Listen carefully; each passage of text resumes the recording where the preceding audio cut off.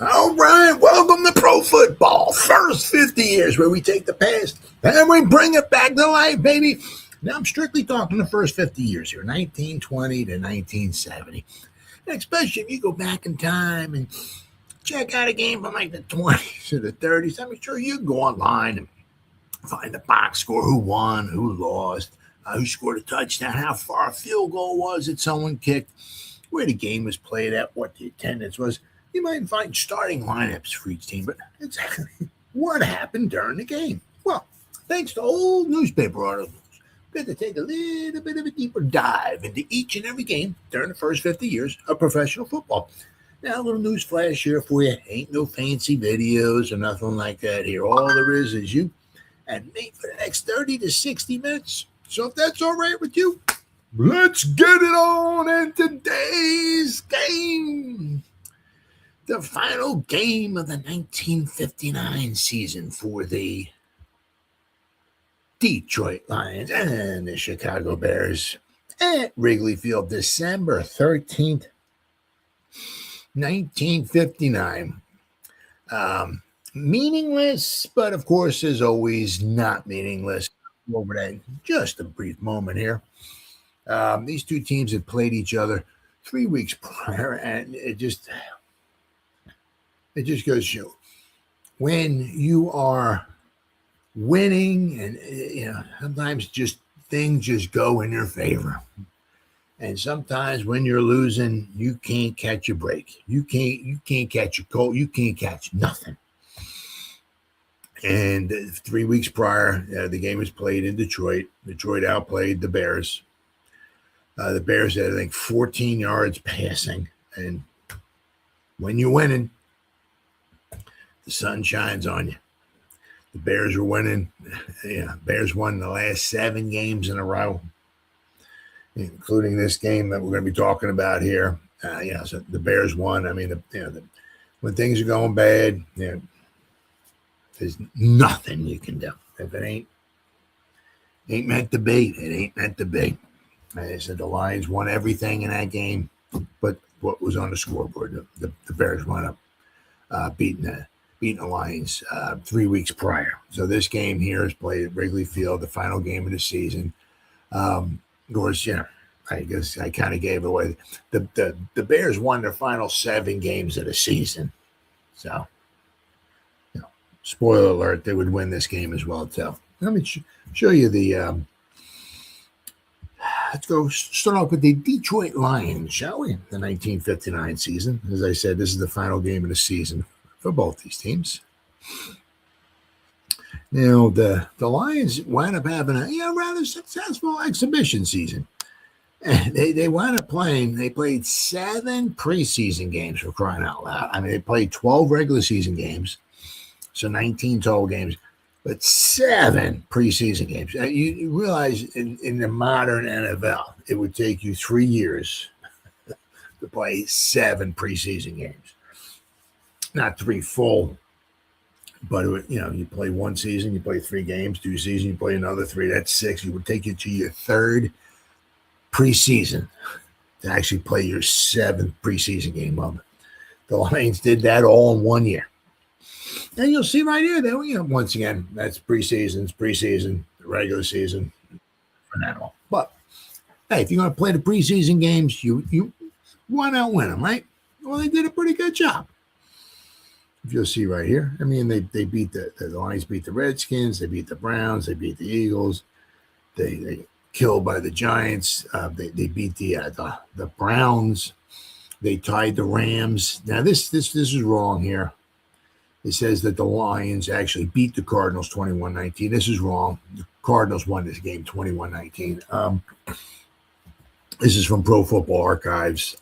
I don't know if they care. I don't know if anybody else cares. I don't even know how to get a hold of Pro Football Archives to let them know that this is wrong. But this is wrong. The Cardinals won this game. But even still, for 7 preseason games, the Lions were 4-2-1. Not too shabby, right? But then you'll see it was a whole different animal once the regular season started. I mean, they started off with 4 straight losses. Now, to be fair, these were all very good teams. Of course, the Colts, they lost the first 2 out of the first 3 games of the Colts. Of course, the Colts would wind up winning the 58 championship and the 59 championship. They lost to the Packers. Packers with Vince Lombardi, first year as their head coach, would wind up 7-5. And then, of course, the 49ers would finish 7-5. So they lost, 4 games, to 4 very good teams. Although, they lost 21-9, 28-10, it was 34-30, so. But, after the first 4 weeks, the Lions were almost out of contention, right? They finally won their first game against the Rams. Then they won another game against the Rams. Well, the Rams only won 2 games all year.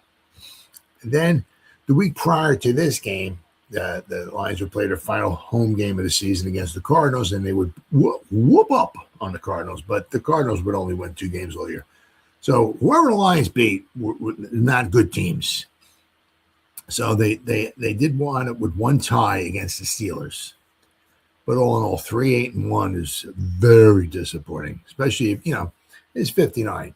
1957, they won the championship, and they beat the Browns in the championship game 59-14. So, I guess maybe you can, say, all right, so maybe we won't win the 59 championship. But, to go 3-8-1 is very, very disappointing. For the Bears, on the other hand, this it was good. It was disappointing, this game here. Now, once again, I'll go get over that in just a second here. The Bears, my goodness, look at the Bears. They won their first 5 preseason games, then they lost a tough one to the Browns, 33-31. So, the Bears, very good. The Bears' problem was that they got out of the gate. It's the same thing as actually with the Lions. After the first 5 weeks, the Lions were 1-5, so were the Bears. But then you'll notice the Bears won their final 7 games. They would win this game 25-14. So they would finish 8-4. Now, when I said meaningless, of course not meaningless. If it's a regular season game, there are no meaningless games. However, disappointing because the Bears found it, because the day before the Colts would win their game on Saturday, and they would finish 9-3. So it did not matter what the Bears did here. The Bears, I'll show you. I'll show you a picture of some Bear players watching the TV, watching the Colts win their football game on Saturday. They said the Colts would win. It would be 9-3, and the best that the Bears could do would be 8-4. What the Bears were hoping for, obviously, in the last weekend was that the Colts would lose, they would finish 8-4. The Bears would win, they would finish 8-4, and they would have a playoff. I don't know who would host the playoff game if there was one, but and then maybe the Bears could win the playoff game and go to the title game against the Giants. But it just was not meant to be. But you'll see, right? The Bears went into Baltimore and beat the Colts 26-21. They lost to them a couple weeks later, but the Colts had 3 losses all season long. This would be one of them. The Bears would give one of them the losses. So of course there are really no meaningless games, but when it came to this game here, it was as far as the Bears wanted to have a shot at trying to at least have a tie for the championship. Or for win or tie for the division lead and go into a playoff game to see who would go to the championship, and it was just not meant to be.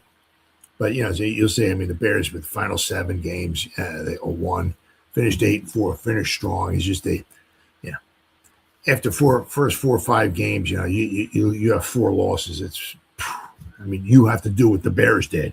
You have to run the rest of the table, and you got to hope that whoever's on top of you just starts getting a bunch of losses. But of course, the Colts would have a few losses, but they would only have 3. So it is what it is. But today's game was played at Wrigley Field. Of course, one of the just absolutely beautiful stadiums. Of course, baseball and football.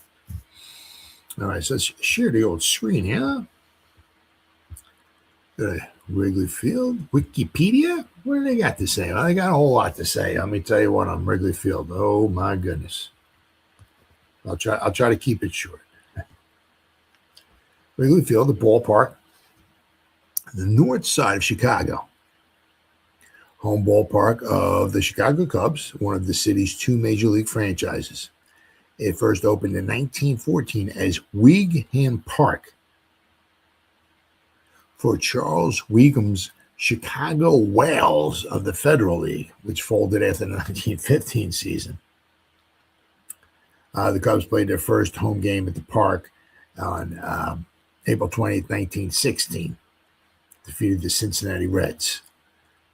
Of course, chewing gum magnate William Wrigley Jr. of Wrigley Company acquired the Cubs in 1921. It was first named Cubs Park. Then it went to Wrigley Field, 1927. So, of course, the Wrigley Field obviously is well known for its ivy-covered brick outfield wall. And, of course, distinctive patterns off of Lake Michigan.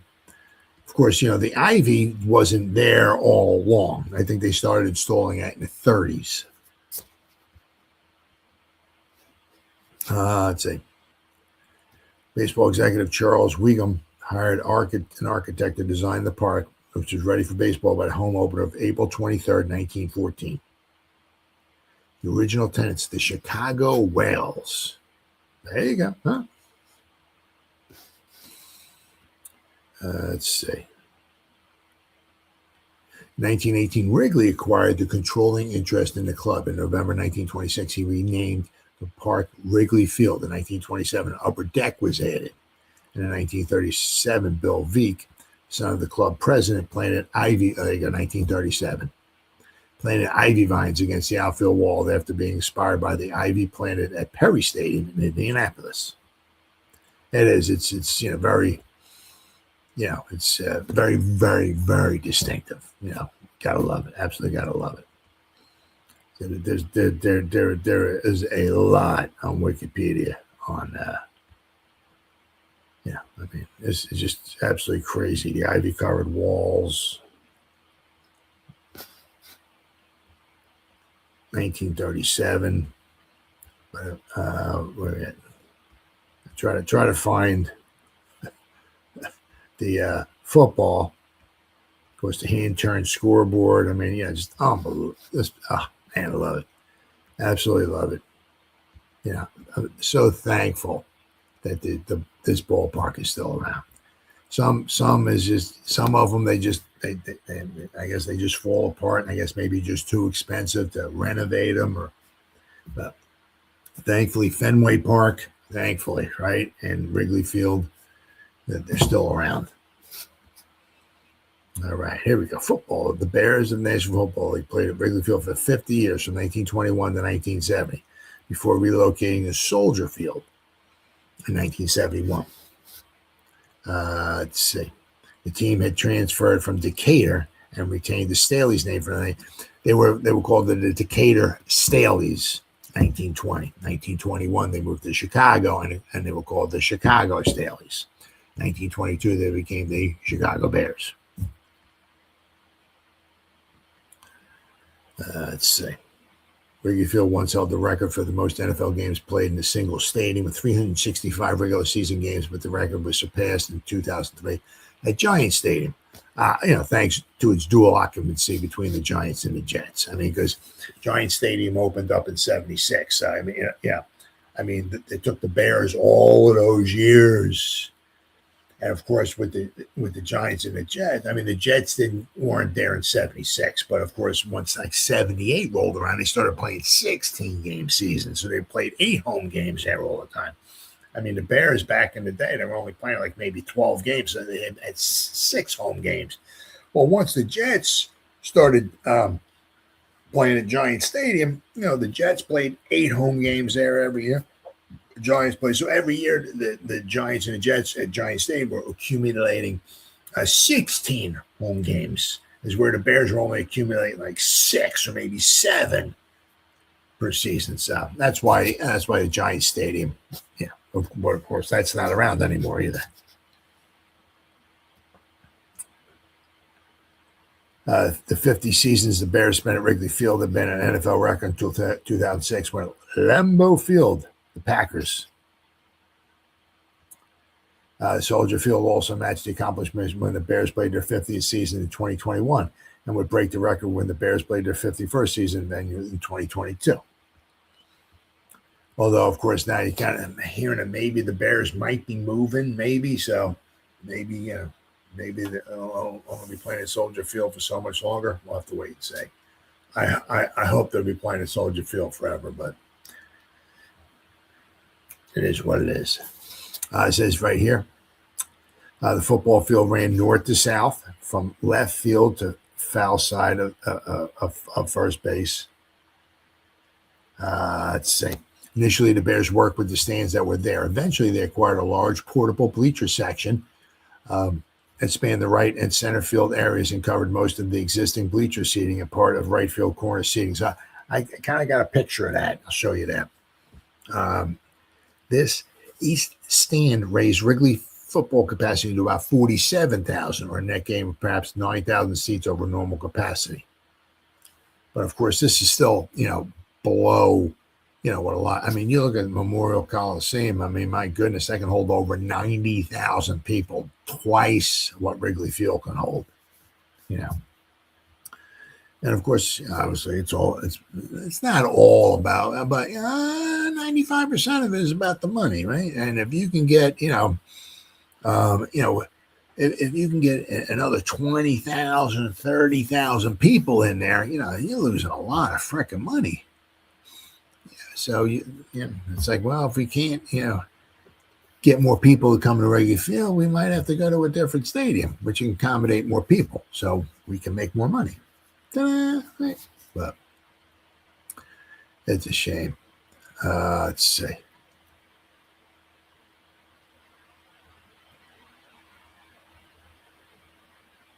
Oh my goodness, there's so much on there. Soccer was played there, hockey, right? The outdoor classic, the winter classic between the Blackhawks and the Red Wings in the 2009. I mean, man, look at this picture over here, huh? Oh, Fred, look at this the back. Oh, how beautiful is that, huh? Unbelievable. Concerts. I mean, obviously, it's like what hasn't been there, right? I mean, my goodness. I mean, my God. Lots of, the baseball players, the football players who played in that stadium. Unbelievable. So let me show you. Got some pictures here. What the heck we got here? All right. Chicago Bears at Wrigley Field. There we go. You're going to hear it right here. If you see right here. See, this is like the bleach, that they're talking about. Because here, right here, this is where I guess the people would sit in the outfield, right around here. But they got these I guess portable bleachers that they brought in, and it said in the right field. So this is right field over here. So you can see now these people are close to the action right here. You see these people over here are close to the action. Now, if you go to Briggs Stadium, my goodness, it's like the people are like over here and over here. They're like a half a mile away from the sidelines. It's really far away. But over here, it's nice and close. And same thing over here. Even over here, it's not too bad. So but these people are relatively nice and close. So you can see it holds a decent amount of people, but it's a lot of it's like, man, if you can get if you could get into a bigger stadium and holds another 20 or 30,000 people, that's a lot more money for each game. And there's only so many games per season. If you can make whatever, I'm just throwing an extra $100,000 a game, hey, right? So I can certainly see why they would want it to move. But look at this beautiful picture right here, right? It's got to be early on in the season because you got the ivy is still green, you got the dirt infield. And you got the Redskins here running around trying to catch Gale Sayers. But, I mean, absolutely, how beautiful is this, huh? Unbelievable. Let's see. Here's apparently the final game. Bears played their last game at Wrigley Field. Little Gale Sayers there. Now right here, look at this. I mean, now I do know that that portion of the this is against the Colts must have scored a touchdown here in 1963. You can see the temporary stands right here, I guess, right? That were added for the football in right field. Did you know that? More, whatever. Right. Now this, let's see the ball up in the air, so I guess they're kicking an extra point. Those are the goalposts. How cool is that? We got this right here. Hey. Bears versus Packers at Wrigley Field. What a shot. What a beautiful, beautiful shot. My goodness. Here we go. Here's a little bit farther back. Yeah, I don't know if that's Steve Myra kicking the ball. You see it's up in the air. What a beautiful shot this is, though, huh? But you can also see like parts of the back of the end zone, right? It's like if you're running a pattern out here, you have to the right to the back of the end zone, and that's it. You're running into a wall. What is this here? Oh, here. Another stockpile picture right here. Here we go. Here's the 63 championship game right here. You can just see cold. Of course, the Bears won that 14-10. Two Y.A. Tittle screen passes got picked off, which set up the Bears for their 2 touchdowns. Other than that, the Giants should have won that game. I'm a little pissed off about that. Of course, I never saw the game, but here you go. Same thing right here. Let's see what we got. Is this? Here we go.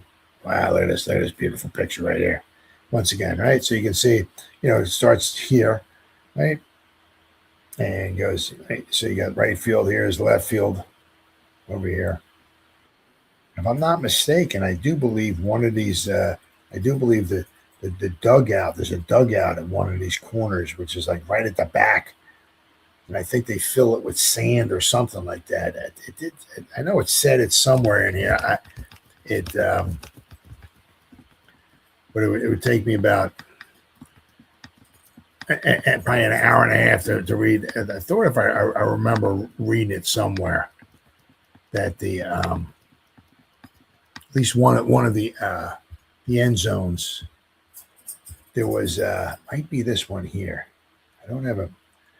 There's got to be a better picture somewhere. There we go. Maybe this is it.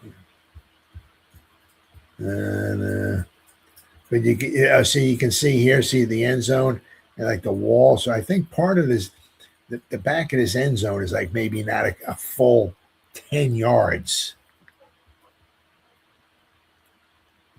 I mean, it's just adds to the character of the stadium. Let's see. Oh, here we go. Is this Wrigley Field here too? Yeah, you see right here. See this? See this? Yeah, this is 10 yards right here. See, it goes across, but nope. See that? So parts of it probably isn't even a full 10 yards in depth. But once again, it's a shame, there's a beautiful picture from high above. I don't know, this must be the Goodyear blimp or something like that. But you can see, just a beautiful, absolutely, beautiful park. It's just little characteristics. I mean, that stuff ain't like that. Ain't going to happen nowadays where it's like, we play in the stadium, but the parts of the end zone are only 9 yards. And that's not happening nowadays. Not happening, but it happened back then. It's a shame, but that they don't play there anymore, but it is what it is. All right, so we got some pregame here, and I'll show you a picture. One of these articles here shows the some of the Bear players sitting around watching TV. They're watching the Colt game on Saturday. So we'll start off with the Morning Star, December 13th, 1959 edition of the Morning Star.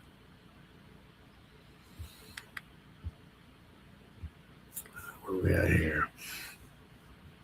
Oh, I gotta find it first. Here we go, Morning Star. All right. December 13th, 1959. Pressure off as Packers-Bears play their final game. The pressure is off. Bears and Packers will bring their 1959 Football League season to a close Sunday against the Detroit Lions and the San Francisco 49ers, respectively. And for the first time this season, there'll be no pressure concerning either game. The Bears and 49ers could have tied for the NFL Western Division crown with wins Sunday, had the Colts lost to the Rams Saturday. But the Colts beat the Rams 45-26 to sell out the division title and reduce the other two games to mere exhibition clashes. Elsewhere around the league, Sunday, the Eastern Division champion New York Giants will move into Washington for the regular season finale, while the Browns will invade Philadelphia and the Cardinals will tackle Pittsburgh. The Bears can take over sole possession of second place in the Western Division with some help from the Packers, which they'll get. The Packers would beat the 49ers, and therefore the Packers and 49ers would both finish at 7-5. The Colts had finished already on Saturday. They finished at 9-3. The Bears would win this game, and they would finish at 8-4. So they had four teams over 500. Four teams. It was a good, tough race throughout. I mean, it went up to the final week. It wasn't like that in the Eastern Division. The Giants had sewed it up before the final week, but came down to the last weekend of the season. And, so. All right, while Coach Red Hickey of the 49ers is singing the blues over injuries, Coach Vince Lombardi says the Packers are in good shape with the exception of fullback Jim Taylor and Bob Skoronski. Well, the Packers will wind up winning anyway. Taylor's was racked up during the last Sunday's 38-20 win over Los Angeles, and Skoronski suffered a mishap during the pregame warm-up that resulted in 4 stitches being taken in his head. Norm Masters will go in Skoronski's spot if necessary and lieu duties. All right. Masters turned in a good job holding down Skoronski's spot against Los Angeles, Lombardi said. Although Lamar McCann is well recovered from a hamstring muscle, which sidelined him during the Chicago Bear game on November 2nd, the quarterback spot will remain in the hands of Bart Starr. Not sure why this paper is talking all about the Green Bay wins. It will move into a tie with the 49ers at 7-5, while the Bears could wind up with an 8-4 record. Let's see.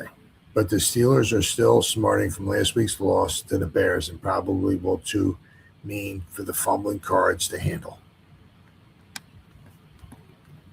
And so that article kind of talked about pretty much like the whole league. All right, so let's go here. What do we got now? We have the Chicago Tribune. Oh, here we go. Here's the picture I want to show you. December 13th, 1959 edition of the Chicago Tribune. And you show you some dejected Chicago Bear players.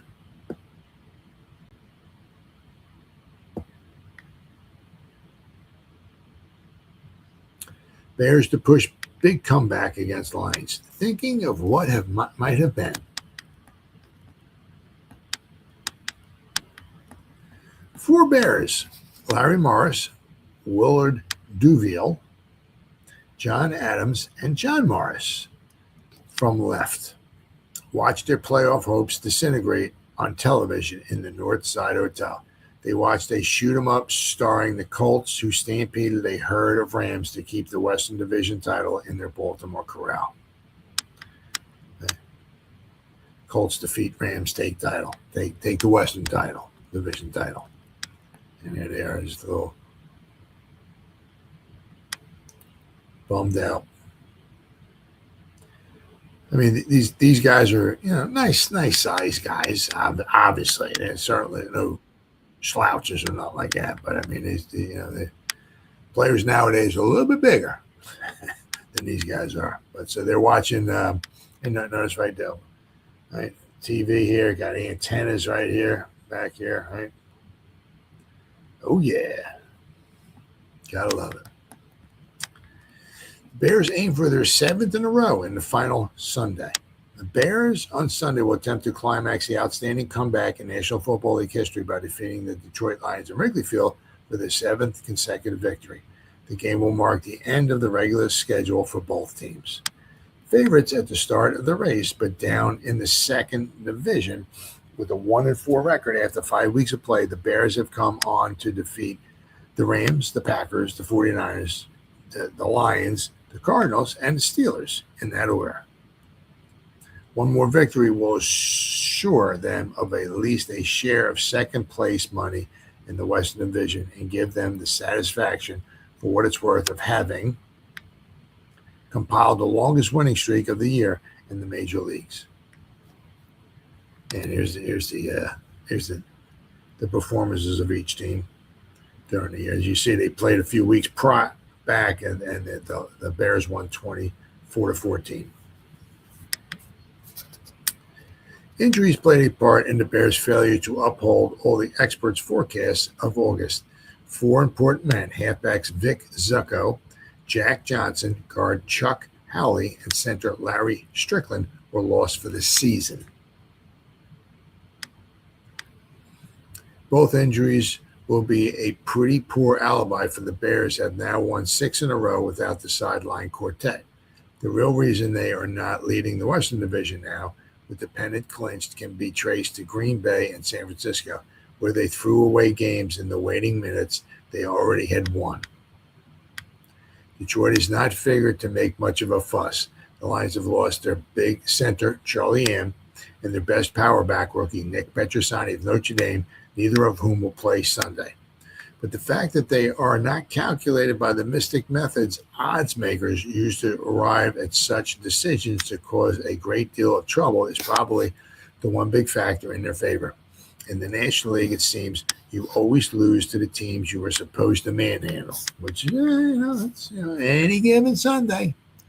The Redskins, one of the worst teams in football in 1959, actually were one of the 3 teams that beat the Colts any given Sunday. Moreover, only twice in the last 8 years have the Bears swept the series from the Lions. Well, I mean, that's understandable because the Lions went to the championship in 52, 53, 54, 57. So, I mean, the Lions were a good football team.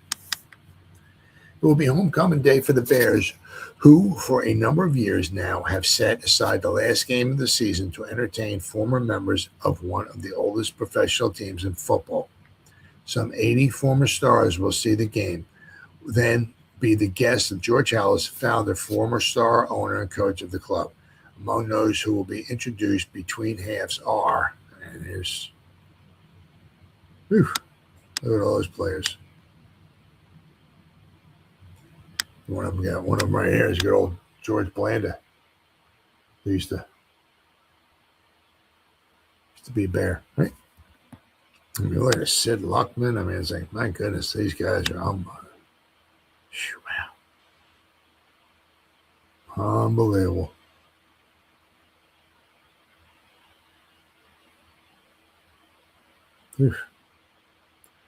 Ray Grange here. Yep, Ray Grange. There you go. He's there. He joined him 1925. Came out of college, played his last game, and played his first game. It was November 26, 1925. The Bears played the Cardinals to a 0-0 tie. So, I mean, my goodness, look at all these players. Wow. Whew. Unbelievable. All right, what else we got here?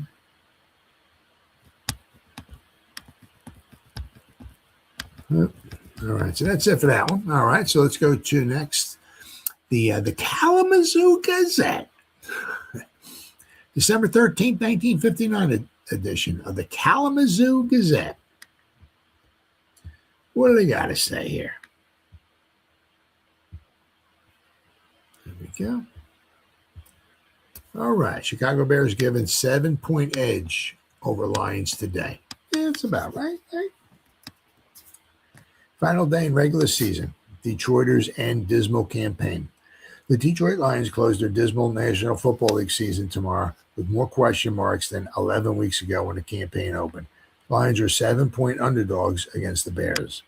This undoubtedly will be the final game for several Lion old-timers. When the season started back on September 27 at Baltimore, the Lions were considered title contenders.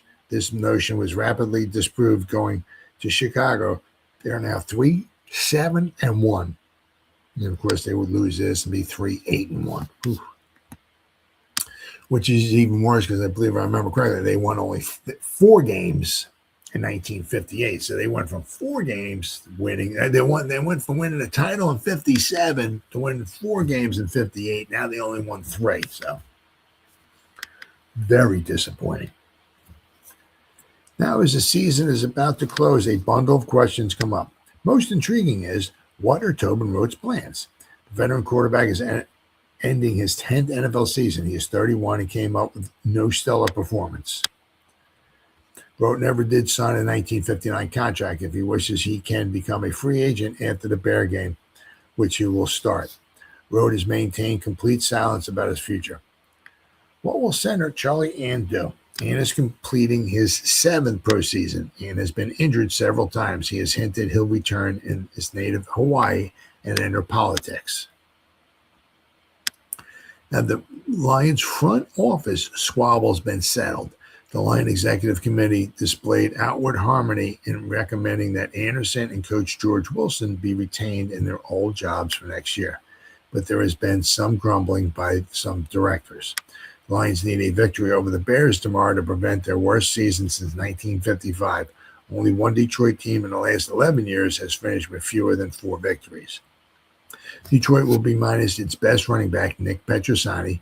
The rookie fullback from Notre Dame was dropped to the injured reserve list Friday because of an ailing knee. The Bears have beaten the Lions in their last 3 meetings, including a 24-14 victory over the Lions earlier this season at Briggs Stadium.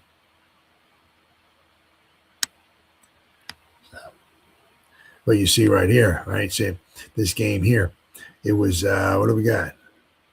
Yeah, okay. So the Rams were winning 26-24 in this game going into the final period. Yeah, so if you were one of those Bear guys watching the game, it's like, the Rams were actually winning 26-24.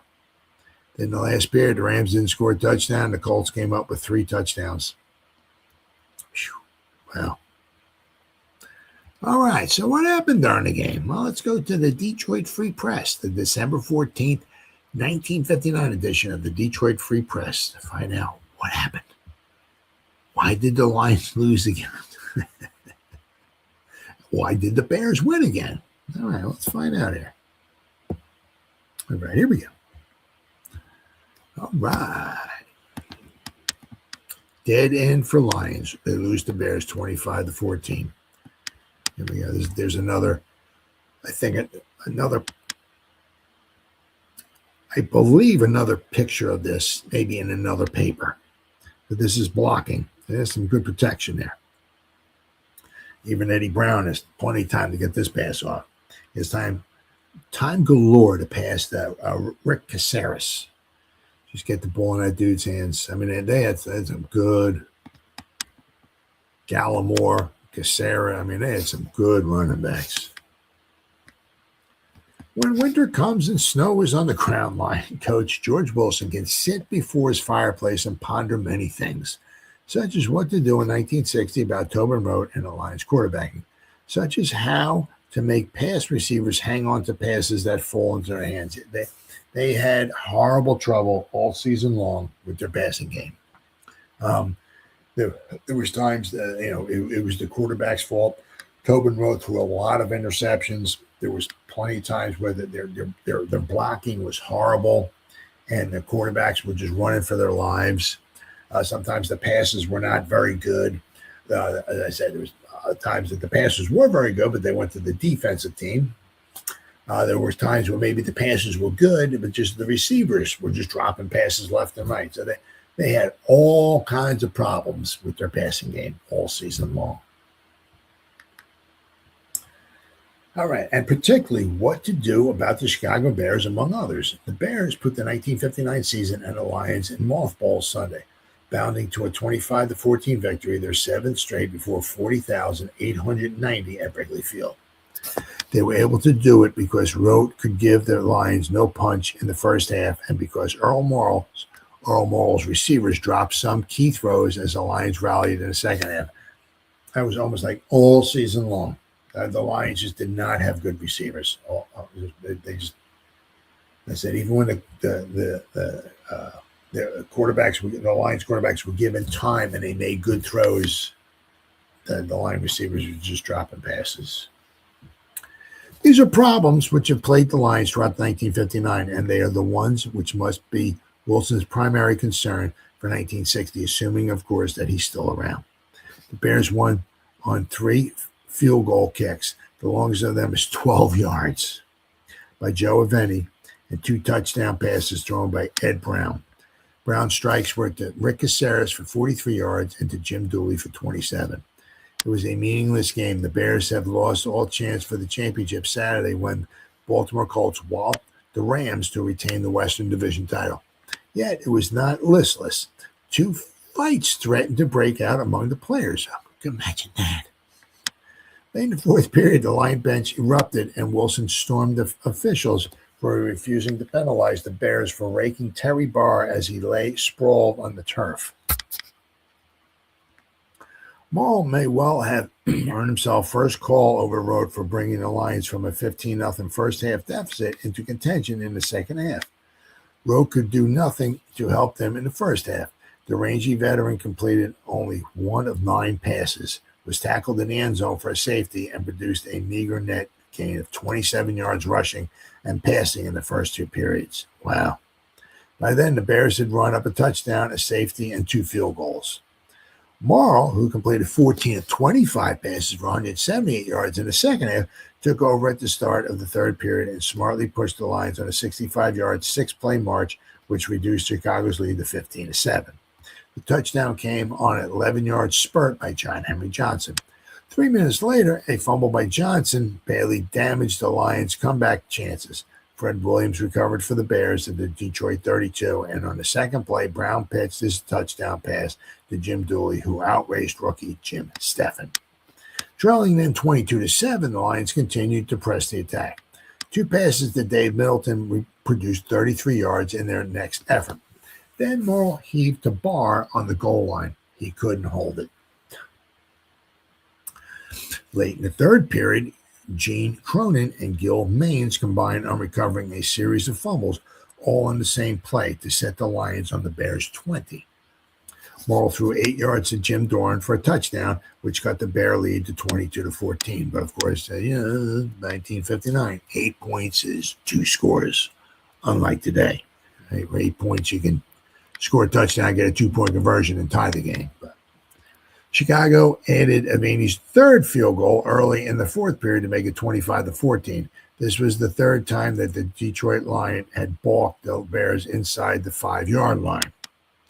In each instance, the Bears resorted to Aveni's kicking to get something for their efforts. Yeah, there you go. You got what do we got here? The Bears are very, very good attack. Right? Over 200 yards passing, 139 yards, 16 out of 28 passing. Yeah. All right, let's go to the next here. Detroit Free Press. Where are we at here? All right. Share the screen. All right, here we go. All right, so this was, what did this say here? On their last important drive down to the Chicago 33 late in the 4th period, both Doran and Barr dropped passes, which might have given the Lions a chance to recover. Doran dropped his on the 5-yard line, Barr on the 15. The Bears jumped off to a 7-0 lead at the outset, marching 80 yards from the opening kickoff. The touchdown came on a 43-yard screen pass play from between Brown and Caceres. Rhodes' safety followed a few minutes later. He drifted back, and Earl Leggett and Bill George smashed him down right alongside the goalpost in the end zone. With the Lions unable to get any kind of march going in the 2nd period, the Bears hammered up yardage and provided Aveni with his first 2 field goal kicks, a 39-yard pass from Brown to Willard Duviel, And a 15-yarder to Dooley put the Bears on the Detroit 15. They pushed down to the 3. Then the Lions held their ground and brought about Aveni's first 10-yard field goal. Shortly before the half, the Bears moved from their 12 to the Detroit 4 before the Lions held again. This time, Aveni booted from the 12 once for his next field goal. Lions were a completely different team in the second half with Morrill at the helm. For the game, they totaled 256 yards, 229 of it in the second half. This was the Bears' fourth straight victory over the Lions, the first time in more than a decade that they have been able to sweep 2 successive season series. Lions closed the season with 3 victories, 8 defeats, and a tie. And here's the what do we got here? So we got Caceres at 19 rushes for 97 yards. Detroit, let's see, Cassidy 11 times for 48. John Henry Johnson 12 times for 59.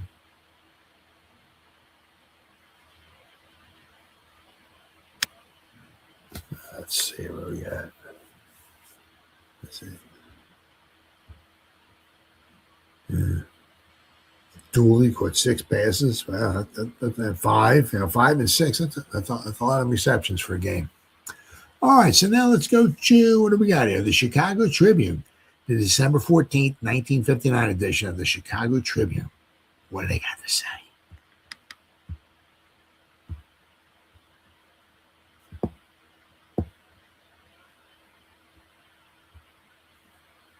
Bears beat Lions for the 7th in a row, 25-14. Here we go. Caceres was just busy as a bear. This might be that same, right? The protection. Here's Brown. He flips it out here to Caceres. This play went for 43 yards in the Bears' first touchdown against the Lions Sunday at Wrigley Field. Rick Caceres took the swing pass from Brown and rambled into the end zone. And apparently, I don't know. Everybody's, what do we got? Let's see, 1 line, 2, 3, 4. There's another one there. 5, 6, 7, 8. So it's got like a lot of Lions over here. 1, 2, 3, 4, 5, 6, 7, or maybe 9. Maybe there's 9. I know that's a bear blocking.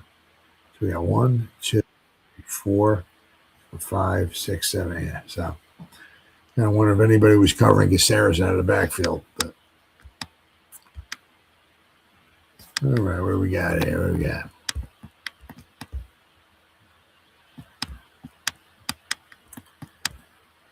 One of the better teams in the long Culver history of the Chicago Bears wound up its season Sunday in a blaze of empty glory. It finished second in the Western Division in the National Football League with a string of 7 consecutive triumphs.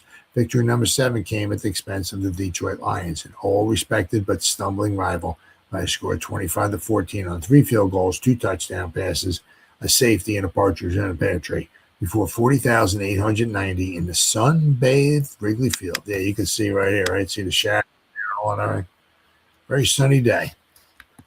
2 losses stand out. It was the first time since 1943 the Bear team had won 7 in a row. That year they won the World Championship. 41-21, they beat the Washington Redskins. The Bears were the pre-season choice of most authorities to win the championship this year, but squandered their chances in the mud in Green Bay on opening day, 9-6, and the gathering dust at San Francisco, 20-17, 4 weeks later. They squandered a few chances Sunday, although they were choked off inside the 5-yard line 3 times. They rushed to a touchdown in the first 9 plays after the opening kickoff. The safety came 3 plays later when 250-pound Earl Leggett, the outstanding lineman in the game, dumped quarterback Tobin Rote against the goalpost and end zone on a pass attempt. Rookie John Aveni, the slender placement specialist from Indiana, kicked 2 field goals in the second period from 10 and 12 yards out to make the score 15-0 at halftime.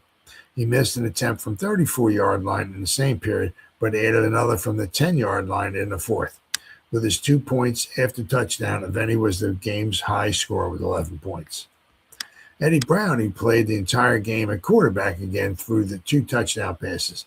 His first one, winding up the opening drive, went to fullback Rick Caceres and covered 43 yards.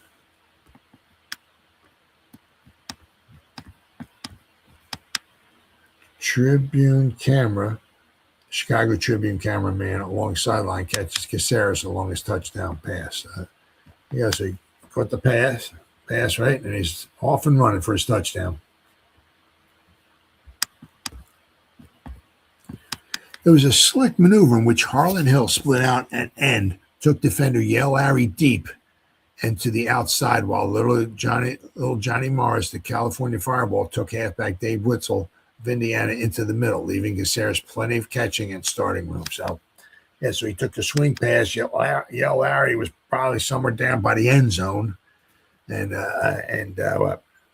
let's say Dave Witzel took him into the middle of the field. So I don't. Maybe nobody was assigned to Caceres. He caught the ball and he was just off and running. So.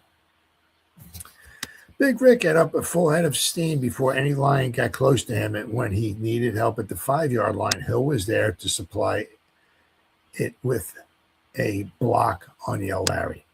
The second one, set up by a John Henry Johnson fumble and Bear Fred Williams recovery on the Lions' 31-yard line in the third period, was a hard 28-yard shot to Jim Dooley behind rookie defender Jim Steffen from UCLA on the goal line. This, too, was a slick piece of maneuvering. Brown dropped back and to the left as if he had intended. Okay, so let's go to the next one here.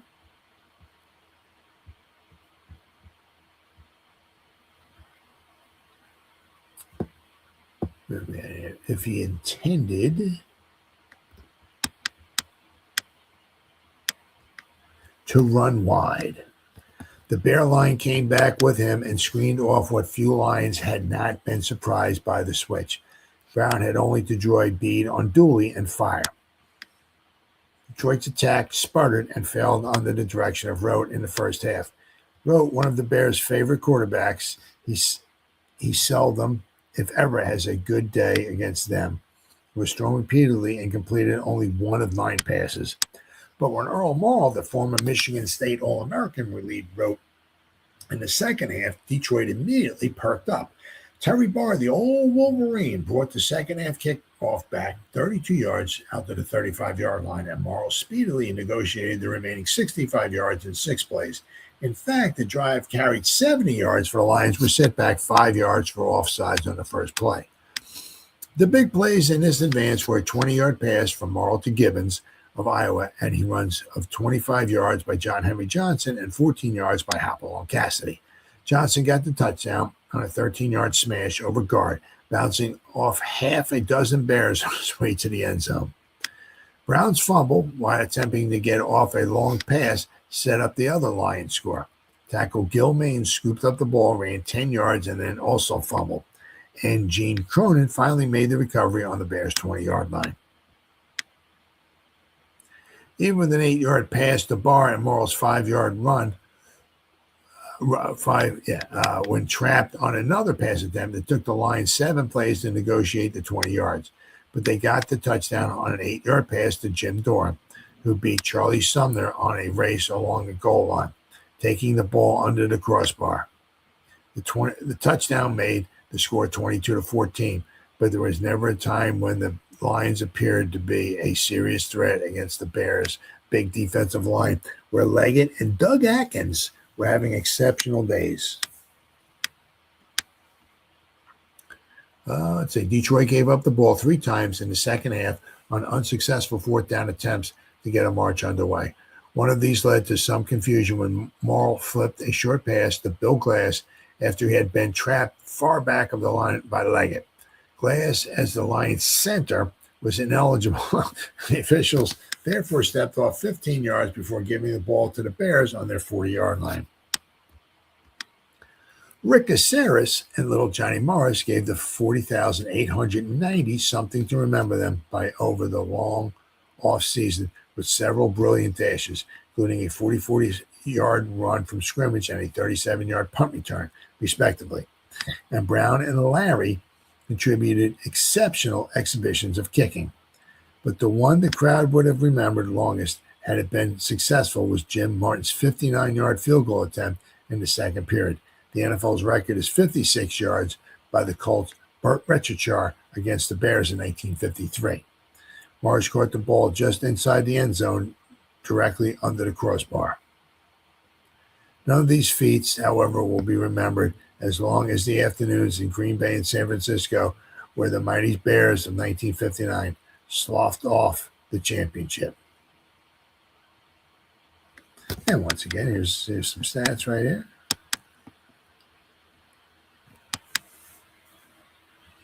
All right, so now we got I got a couple more papers here. Let's see what we got here. Share screen. All right, let's see what are we going to start off with. Let's see, is this the time of the news? What do we got here? The Detroit News. Here, no. I'm going to go to the Times. My bad. First half is enough to whip the Lions. Lions played as if the Bears' tactics were a complete surprise, although Chicago employed the same fierce rushing, the identical passing, and running maneuvers used successfully 3 weeks ago in Detroit. George Howell's crew won 24-14 then. Yesterday was 25-14, and the result delighted the throng of over 40,000, which gathered on the mild afternoon under sunny skies at Wrigley Field. Papa Bear Owls called it a fitting climax to a great comeback. It was that because it extended the Bears' streak to 7 straight games, the first such since 1943. The Bears also finished second with an 8-4 record behind the 9-3 Colts in the Western Division. Hallis had a wry comment. If the Rams game had only ended after 2 minutes of the fourth quarter. At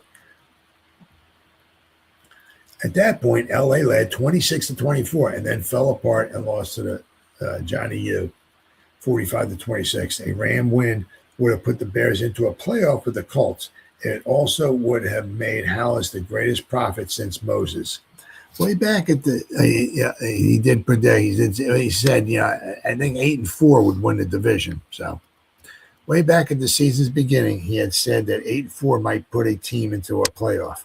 The Bears smashed the Lions flat in the first half, and that, as it turned out, was the game.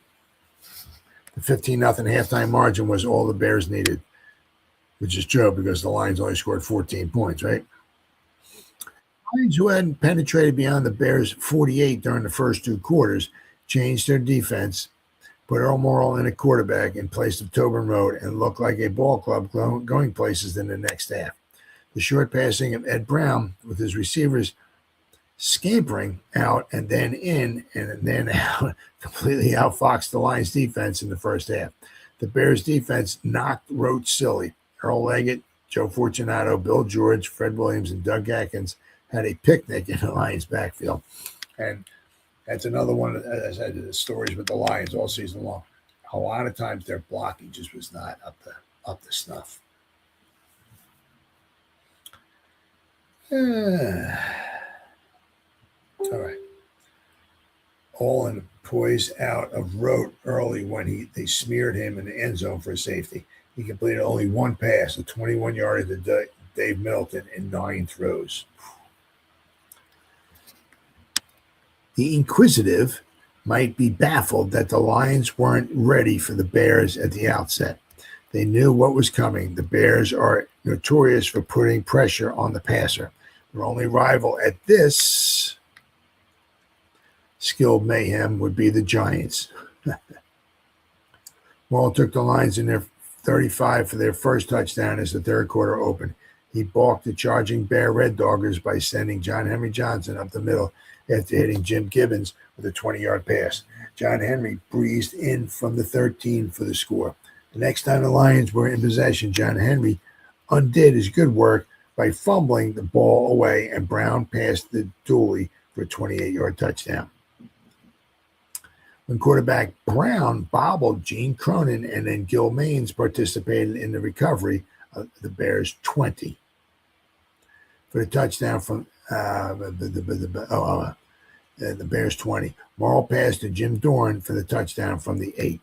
Rookie defenseman Jim Steffen broke up Brown's passes as the fourth quarter opened, and Giannivetti, who had kicked field goals from the 10 and 12-yard lines for the Bears during the first half, booted another from the 10.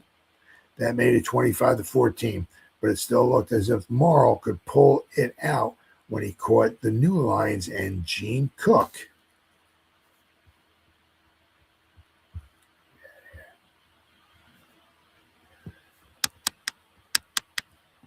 Whoops. With a pass good for 43 yards, it was the best catch of the game. Morrill got off a beautiful long floater to Dorn and the Bears 5, which he dropped. And it was just like the frustrating old times of the Lions when Terry Barr did the same thing 2 plays later. Barr took a punch in the nose from Fred Williams, Bears tackle, which emptied the Lions bench as players streamed on the field near the game's end. But the jostling around quickly subsided. Cook was in Morrill's sight, clear and alone to take a pass when he was laid out by Bill George. No penalties were called on either the Barr or Cook infractions. Wow.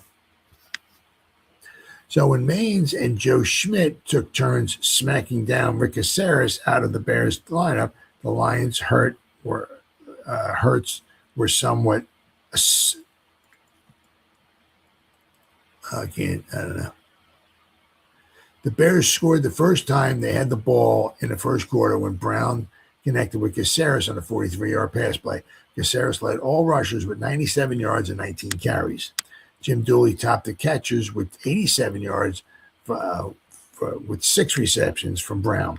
John Henry Johnson had 12 carries for 59 yards, and Hopalong Cassidy had 11 carries for 48 yards, led the Lions rushers, while Dave Middleton caught 3 passes for 56 yards, Barr 5 for 55, and Jim Gibbons for 3 for 40 led the Lion receivers.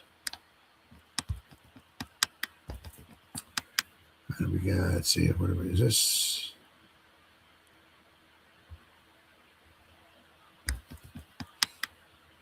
What do we got here? We got something here. Oh, if you're wondering, nope, Halas is not retiring. George Halas has no plans about retiring and said he would retain the Bears head coach for 1960. Winning 7 in a row as we have is almost as good as winning a championship.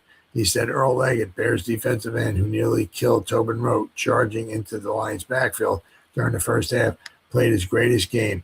He also singled out Rick Caceres for praise. Coach George Wilson said the Lions started too slowly, which could hardly be called an overstatement.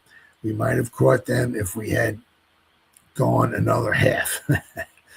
He had kind words for Earl Morrill's quarterbacking. Morrill gained more stature with Wilson by his calls and generally heady play after replacing Tobin Rote than in any game this season. Rote was asked about his plans. He's free to play anywhere now. I have offers from Canada and Texas, but my first concern is with my business in Detroit.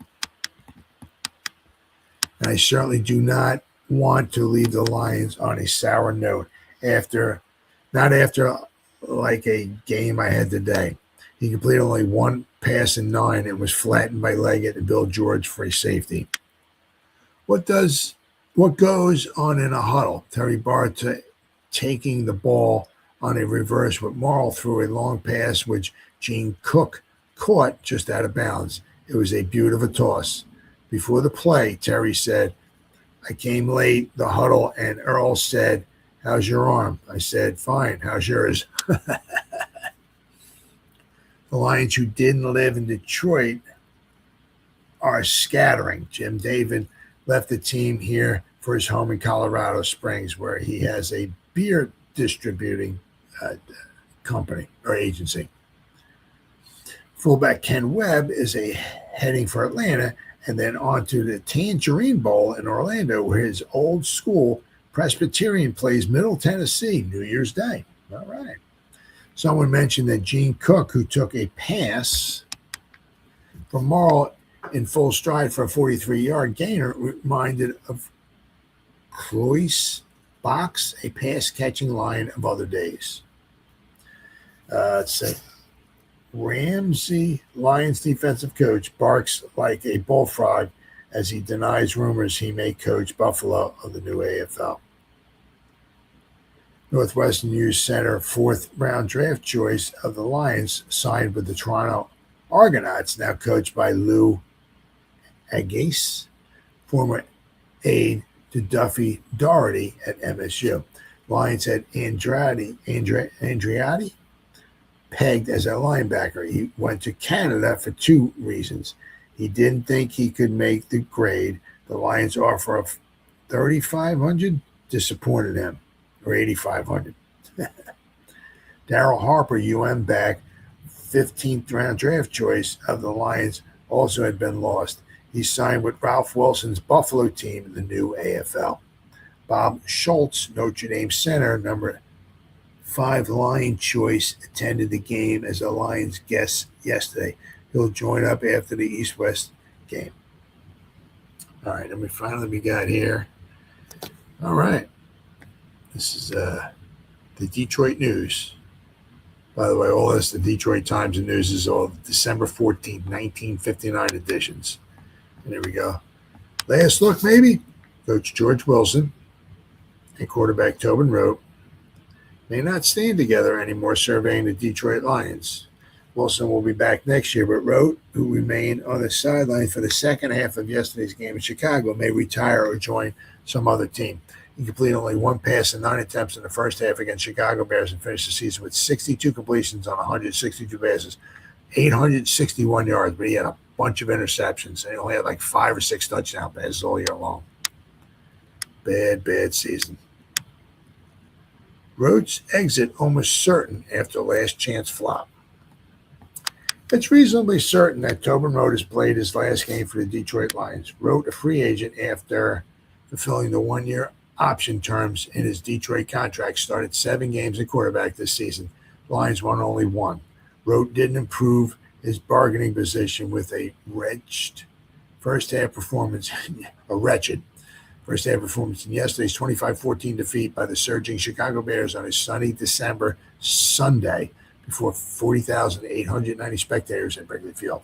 Rote completed 1 pass and 9 attempts for a scant 21 yards. It is true that Rote didn't have stout protection, but in the second half, Earl Morrall took the same team and made it look respectable. Morrall completed 14 and 25 passes for 178 yards.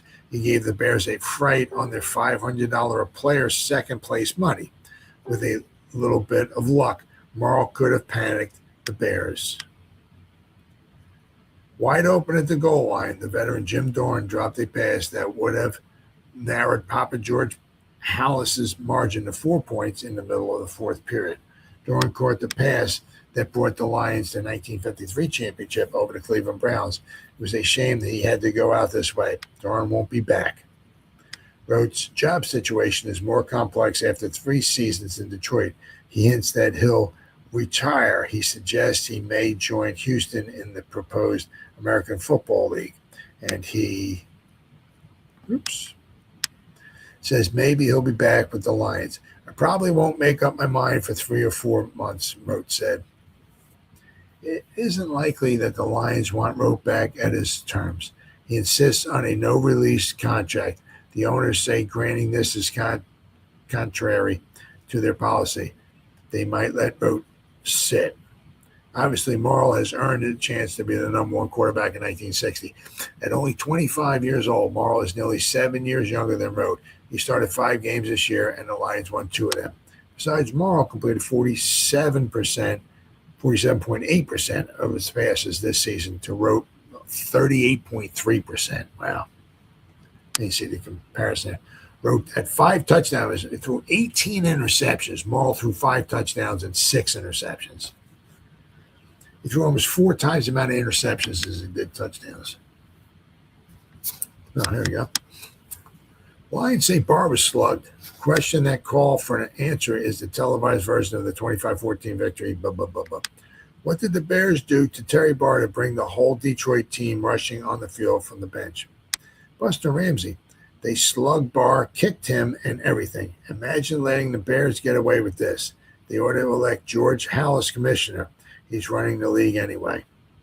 George Wilson, the official. Oh, let's see here. We got it here.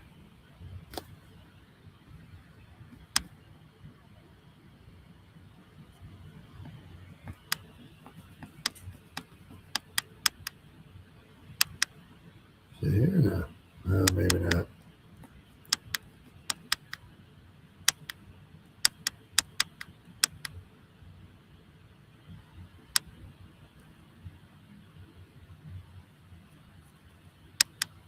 Whoops.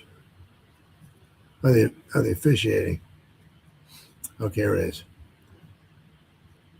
George Wilson, they said, the officiating? I'd better not get into that. How close did Jim Martin come on his 59-yard field goal attempt? The kick was true, but it fell several yards short of the goal line. Did the Lions pull a single wing play to pick up a first down on Henry Johnson's plunge? Actually, Detroit was using a sucker shift, moving Earl Morrall back in an attempt to draw the Bears offside. The Bears stayed out. Johnson took a direct snap from center for his plunge. Why did the officials indicate that they were calling back the 43-yard pass to the line and Gene Cook?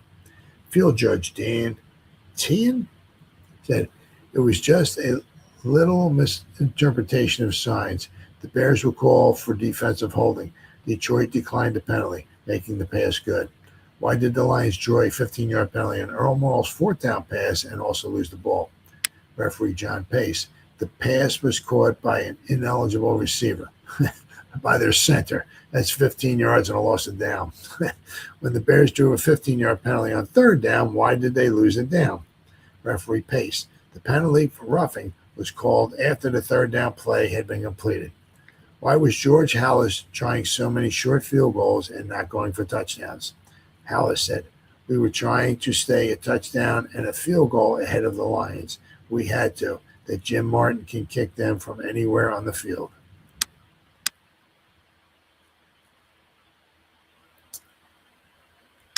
All right, so we got here. Gene Cook caught a pass for 43 yards in the best play yesterday against the Bears. And here's Gene Cook. Has sticky hands. Maybe you were asking, who is Gene Cook? He's a pass receiver from University of Toledo and a mighty good prospect. He has great hands. I don't care about the fact that he didn't stick with the Packers and Browns in previous trials. This boy is going to help the Lions. Cook caught the ball yesterday on what we all call the twin right formation. We flank both Hopple Cassidy and Terry Bard to the right. To the right. That gave Cook nearly the whole field for his maneuver. He's faster than he looks. And there he goes, right to the post pattern. By shooting between the defensive back and the linebacker, Cook got into the clear. Morrall hit him with the ball. With his good hands, Cook smothered the ball. This fellow has a chance to become a top receiver. He has plenty of gumption. He wants to be a star. I have a hunch that he'll give us a big lift next season. I'd say he's off to a pretty good start by catching that long pass against the Bears. There you go. Cook. The Morrall to Cook pass that gained 43 yards. All right, so, I mean, well, according to this, what I had is I had three guys over here. As long as you got three receivers, right? So, apparently, well, we got a linebacker here. So, one of these, I guess, is well, I don't know. I guess one's a cornerback and two are safeties, or I'm not sure, but they had three guys deep over here. So over here was like nobody. So here, right, had the linebacker here, the cornerback there, and he just split them. And there was nobody over here. So, all right, where are we at here?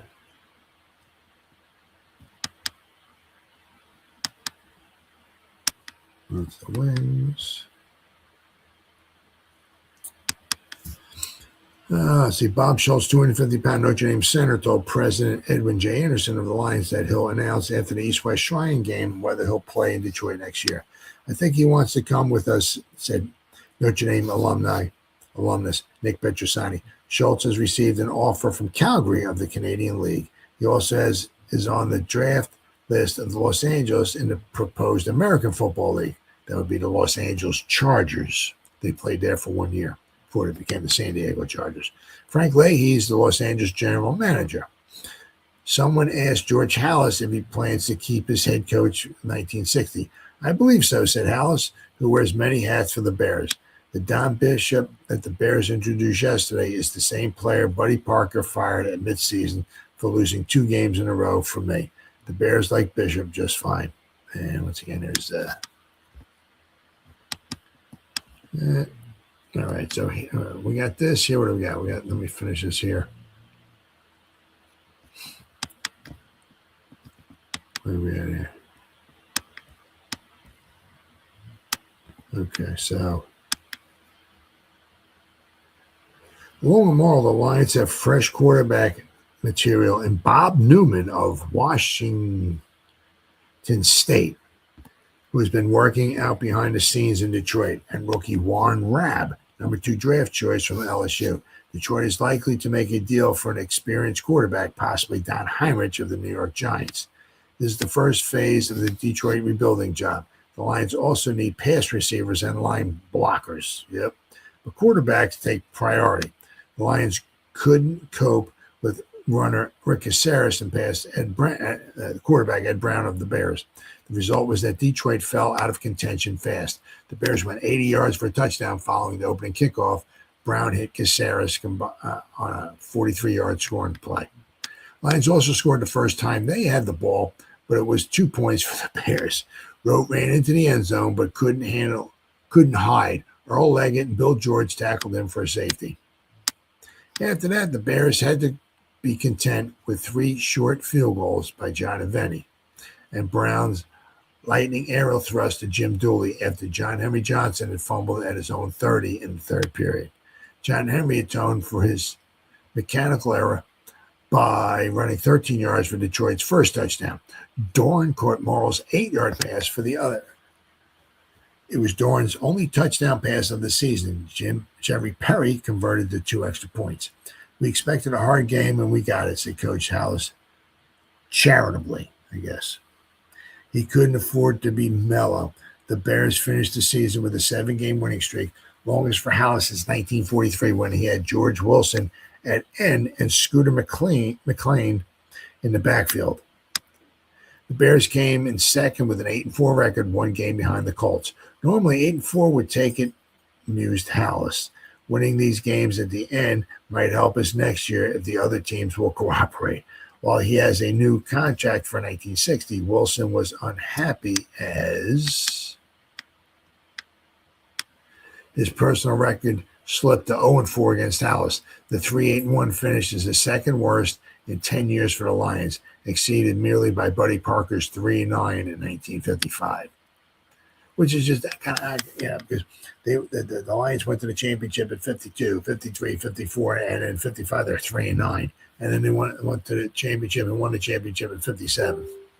And then in 58 they won 4 games. In 59 they only won 3. So up and down, up and down. Wilson must rebound too. In 1960, chances are he'll try to do it without the help of quarterback Tobin wrote. All right. So. Whoop. All right. Up there. And where are we at? There we are. There we are. So, it was, so for the Lions, the season couldn't end fast enough. They